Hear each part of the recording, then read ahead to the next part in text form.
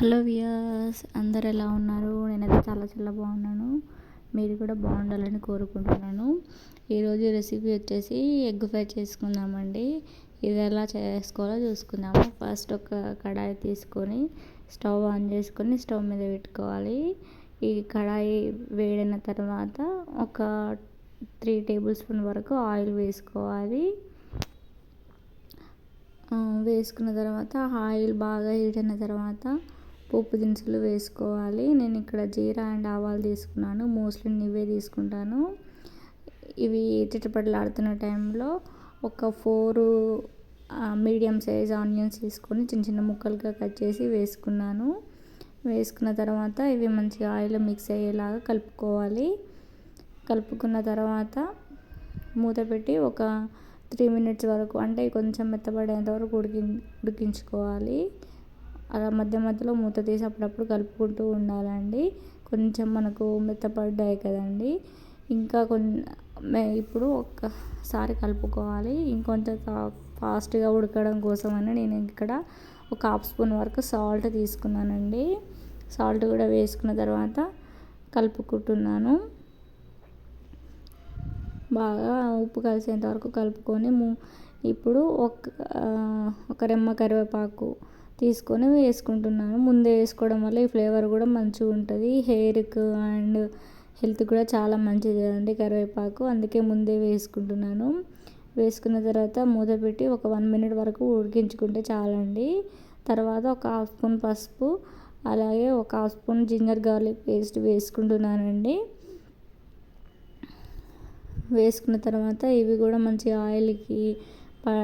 Oil మన ఆనియన్స్కి పట్టడం వల్ల టేస్ట్ కూడా చాలా బాగుంటుంది. ముందే వేసుకోవడం వల్ల ఎగ్ కూడా మంచిగా ఉంటుంది. ఈ కలుపుకున్న తర్వాత మూత పెట్టి ఒక 30 సెకండ్స్ వరకు ఉడికించుకుంటే చాలండి.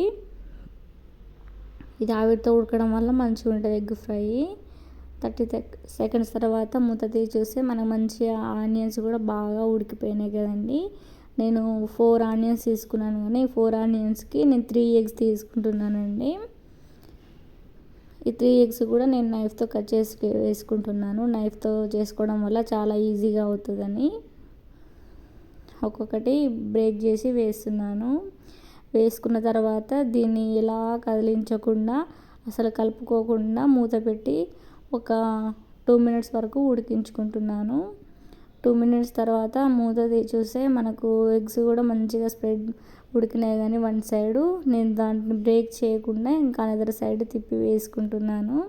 అసలు నేను ఎగ్ బ్రేక్ చేయనండి. ఇలా వేసుకోవడం వల్ల ఎట్లా ఉందో ఎగ్ అలానే ఉంటుంది, మంచిగా ఉంటుంది. తినేటప్పుడు కూడా ఇష్టంగా తినొచ్చు.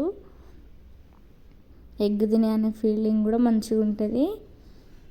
అనదర్ సైడ్ తిప్పి వేసుకున్నాను. వేసుకున్న తర్వాత మూత పెట్టి ఒక 1 మినిట్ వరకు ఉడికించుకుంటే చాలండి. ఆల్మోస్ట్ ఉడికిపోయినది ఎగ్ కూడా. ఒక 1 మినిట్ తర్వాత మూత తీసి చూస్తే మనకు అనదర్ సైడ్ కూడా ఉడికిపోయినది కదండి. ఇప్పుడు కూడా స్లోగా ఎగ్ని బ్రేక్ చేయకుండా ఇలా వేసుకోవడం వల్ల మంచిగా ఉంటుంది. అసలు ఎక్కడ బ్రేక్ చేయలేదు కదండి, చాలా బాగున్నది. ఎలా ఉందో అలా ఉన్నది. ఇలా తిప్పి వేసుకున్న తర్వాత మళ్ళీ ఈ ఆయిల్కి ఆనియన్స్ మొత్తం స్ప్రెడ్ చేస్తున్నాను. కొంచెం ఆడుతున్నదండి. తర్వాత ఒక 2 స్పూన్స్ వరకు కారం పట్టింది నాకు. టేస్ట్కి సరిపడా కారం వేసుకుంటున్నాను. వేసుకున్న తర్వాత అలాగే టేస్ట్కి సరిపడా ఉప్పు కూడా వేసుకుంటున్నాను. ముందే వేసాను కాబట్టి ఇప్పుడు కొంచెం తక్కువ వేసుకున్నాను. వేసుకున్న తర్వాత బాగా ఈ ఉప్పు ఈ కారము బాగా ఎగ్కి పట్టేటట్టు కలుపుకోవాలి. కలుపుకున్న తర్వాత మూత పెట్టి ఒక 3 మినిట్స్ వరకు ఉడికించుకుంటే చాలండి. ఎక్కువ ఉడికితే మనకు నురగలుగా వచ్చేస్తుంది. 2 మినిట్స్ తర్వాత మూత తీసి చూస్తే బాగా వచ్చింది. ఆల్రెడీ నురగల్లాగా వస్తున్నది కదండి. అంతే, ఉడికించుకుంటే చాలండి. ఇలా కలుపుకున్న తర్వాత సన్నగా తగిన కొత్తిమీర తరుగు వేసి ఒకసారి కలుపుకొని, అసలు బాయిల్ చేయకున్నా పర్లేదండి, పూర్తిగా ఆప్షనల్.